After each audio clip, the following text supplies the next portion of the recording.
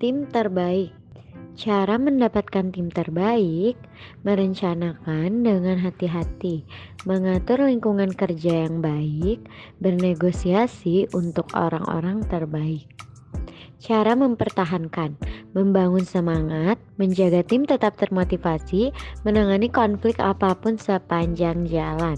Slide selanjutnya, 4 proses dalam sumber daya manusia. Yang pertama, sumber daya apa yang Anda perlukan. Yang kedua, apa peran mereka. Yang ketiga, tanggung jawab. Dan yang keempat, bagaimana Anda akan melatih tim Anda dan pastikan mereka tetap termotivasi. Selanjutnya, mengumpulkan tim dan buat mereka terus bergerak. Yang pertama, perencanaan proses kelompok. Proses perencanaan serta mengembangkan rencana SDM tanpa pengecualian. Yang kedua, mengembangkan proyek tim. Anda harus melatih tim Anda dan buat mereka termotivasi. Begitu proyek dimulai, Anda perlu mengumpulkan tim Anda dan perlu bernegosiasi untuk beberapa sumber daya. Kelola proyek tim. Pengelolaan harus dipikirkan dengan matang untuk meminimalisir proyek yang tidak sempurna dan memikirkan pengelolaan konflik sumber daya manusia. Selanjutnya, cari tahu siapa yang Anda butuhkan di tim Anda. Dibutuhkan banyak perencanaan dan panduan untuk menyatukan tim dan ada banyak informasi yang perlu Anda berikan kepada semua orang agar mereka tahu apa yang Anda butuhkan untuk tim Anda. Yang pertama ada input, terdapat 3. Yang pertama persyaratan aktivitas sumber daya, yang kedua faktor lingkungan perusahaan, yang ketiga aset proses organisasi. Ada juga untuk outputnya, yang pertama bagian proyek organisasi, yang kedua perencanaan manajemen staff, yang ketiga peran dan tanggung jawab.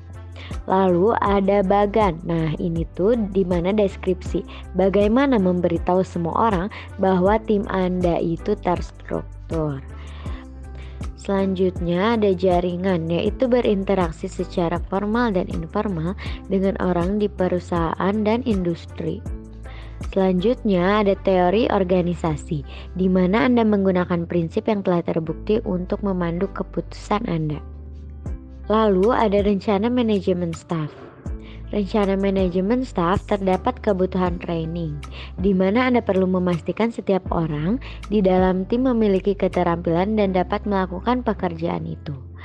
Ada pengakuan dan penghargaan, menjaga motivasi tim dan memberitahu cara yang bagus agar mendapatkan imbalan terkait dengan tujuan itu. Ada kriteria rilis.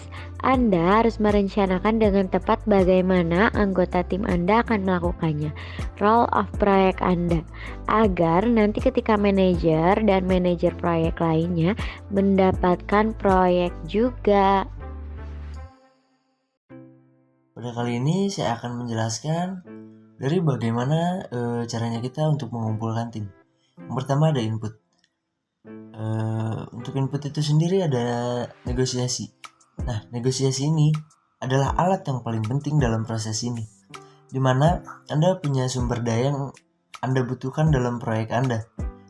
Nah, dari negosiasi ini Anda bisa tahu siapa saja yang Anda butuhkan dalam proyek Anda. Baik, yang kedua ada tim virtual. Tim virtual adalah saat anggota tidak semuanya bekerja di lokasi yang sama. Nah, tim virtual ini sangat membantu dalam pekerjaan outsourcing atau dari luar atau jarak jauh, yaitu bagaimana saat Anda bisa mengandalkan konsultan dan kontraktor dari outsourcing ini sendiri. Nah, lalu yang ketiga ada prapenugasan. Prapenugasan ini adalah dimana saat Anda bisa benar-benar membangun tugas dalam rencana manajemen kepegawaian. Nah, lalu ada yang keempat yaitu akuisisi, yaitu keluar perusahaan kepada kontraktor dan konsultan untuk menyusun tim Anda. Nah, lalu di sini juga ada output. Apa sih output?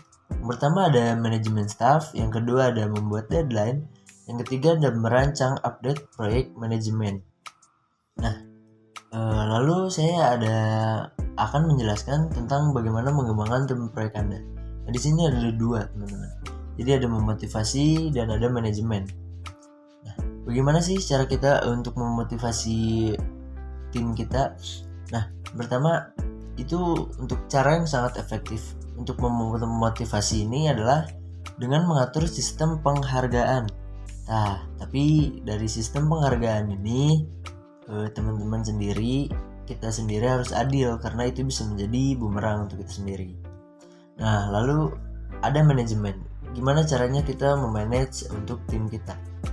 Nah, sangat penting untuk sebuah proyek manager untuk memiliki soft skill. Anda atau kita perlu benar-benar mengerti apa yang membuat tim atau anggota kita mencentang dan membantu dengan masalah mereka gitu. Nah, lalu saya juga akan menjelaskan tentang keterampilan interpersonal Anda, atau kita bisa membuat perbedaan besar bagi tim yang kita pimpin atau yang Anda pimpin. Nah, ada beberapa di sini teman-teman. Yang pertama ada kepemimpinan. Kepemimpinan ini sendiri yaitu meningkatkan terus visi yang diupayakan serta membuat keputusan untuk membantu tim tetap pada jalanan. Nah, itu adalah salah satu keterampilan interpersonal yang mungkin harus dimiliki, yaitu kepemimpinan. Lalu yang kedua ada membangun, teman-teman. Nah, gimana sih cara membangun? Itu kita harus terbuka tentang proses pengambilan keputusan yang kita juga harus sering berkomunikasi tentang apa yang kita lakukan. Nah, lalu di komunikasi itu juga perlu berkomunikasi dengan baik agar setiap orang dalam tim dapat memahami kenapa kita dapat membuat keputusan tersebut. Nah, lalu ada motivasi.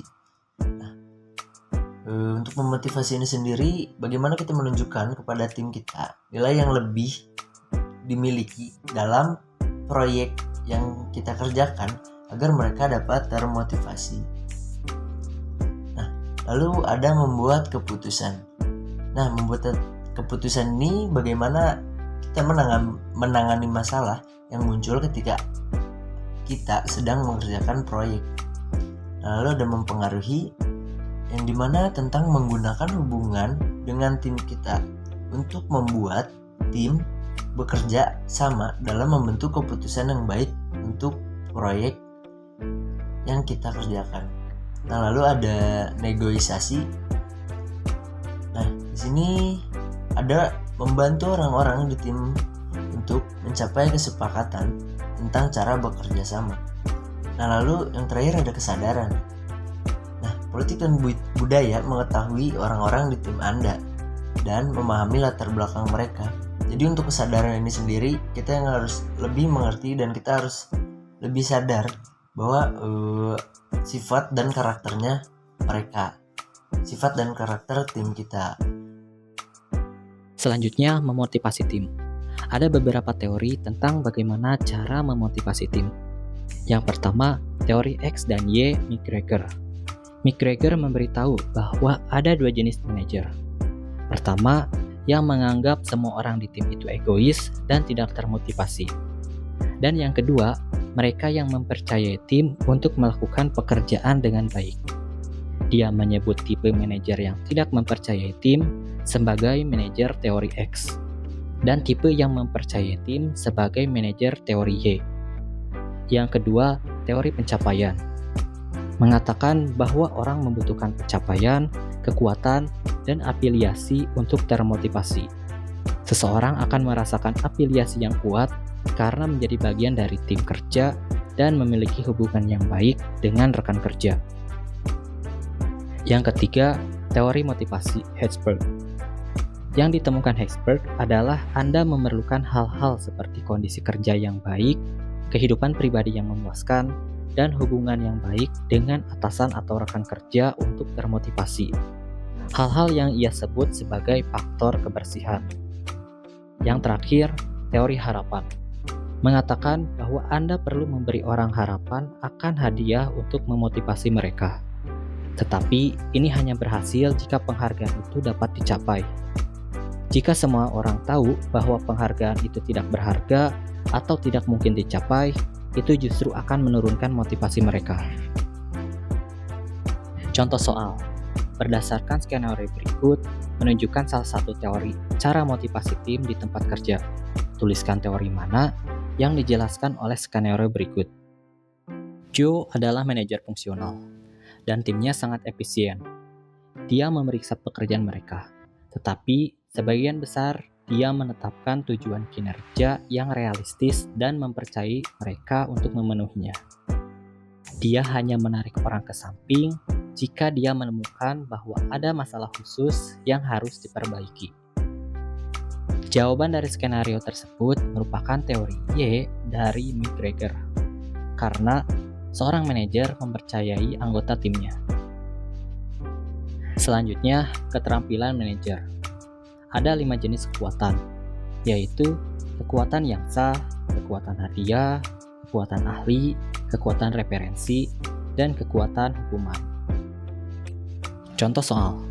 Anda sedang mengerjakan proyek konstruksi yang sedikit terlambat dari jadwal. Anda meminta tim untuk menyisihkan beberapa jam ekstra pada shift mereka selama beberapa minggu ke depan. Untuk membuat setiap orang termotivasi melakukan pekerjaan ekstra, Anda menyiapkan bonus sebesar $1.500 untuk semua orang di tim yang bekerja lembur, jika tenggat waktu terpenuhi. Jenis kekuatan apa yang Anda gunakan? Jawaban dari skenario tersebut merupakan kekuatan hadiah, karena memberikan bonus ekstra sebesar $1.500. Tahap pengembangan dan penilaian kerja tim dibagi menjadi 2 tahap. Tahap pertama yaitu pengembangan. Pengembangan dibagi menjadi 5 bagian. 1. Forming atau membentuk, 2. Storming atau menyerbu, 3. Norming atau norma, 4. Performing atau melakukan, 5. Adjourning atau menunda. Tahap kedua yaitu penilaian. Penilaian dibagi menjadi 3. 1. Kompetensi, 2. Kinerja tim, 3. Tingkat perputaran. Contoh soal. Masing-masing skenario berikut menunjukkan salah satu tahap pengembangan tim. Tuliskan tahap mana yang dijelaskan oleh setiap skenario. Joe dan Tom sama-sama programmer di proyek Global Constructing. Mereka tidak setuju pada arsitektur keseluruhan untuk perangkat lunak yang mereka bangun, dan sering berteriak tidak cocok karenanya. Joe menganggap desain Tom terlalu picik dan tidak bisa digunakan kembali. Tom berpikir desain Joe terlalu rumit dan mungkin tidak akan berhasil. Mereka berada pada titik sekarang di mana mereka hampir tidak berbicara satu sama lain. Jawabannya adalah storming atau menyerbu. Memecahkan masalah. Manajemen konflik adalah salah satu alat terpenting dalam kelola tim, karena disitulah Anda menyelesaikan konflik antar orang. Log masalah sangat berguna untuk melacak masalah atau konflik apapun yang terjadi selama proyek berlangsung. Karena setiap masalah diselesaikan, tuliskan resolusinya. Kinerja proyek. Penilaian berarti melihat pekerjaan setiap orang dan menilai kinerjanya. Keterampilan interpersonal adalah tentang membantu orang-orang di tim Anda untuk memecahkan masalah. Pengamatan dan percakapan adalah bagaimana Anda berkomunikasi untuk mengelola tim Anda. Cara penyelesaian konflik dibagi menjadi 2. Cara pertama yaitu alasan terjadinya konflik, antaranya kepribadian selalu berbenturan, prioritas, penjadwalan, sumber daya langka, ketidaksepakatan biaya, dan pendapat teknis. Cara kedua yaitu penyelesaian konflik, antara lain menghadapi atau memecahkan masalah, kompromi, berkolaborasi, menghaluskan, memaksa, dan penarikan. Contoh soal. Lihatlah masing-masing upaya ini untuk menyelesaikan konflik dan mencari tahu teknik resolusi konflik mana yang digunakan. Tunggu sebentar, mari kita semua duduk dan mencari tahu apa masalah sebenarnya. Jawabannya adalah menghadapi atau memecahkan masalah.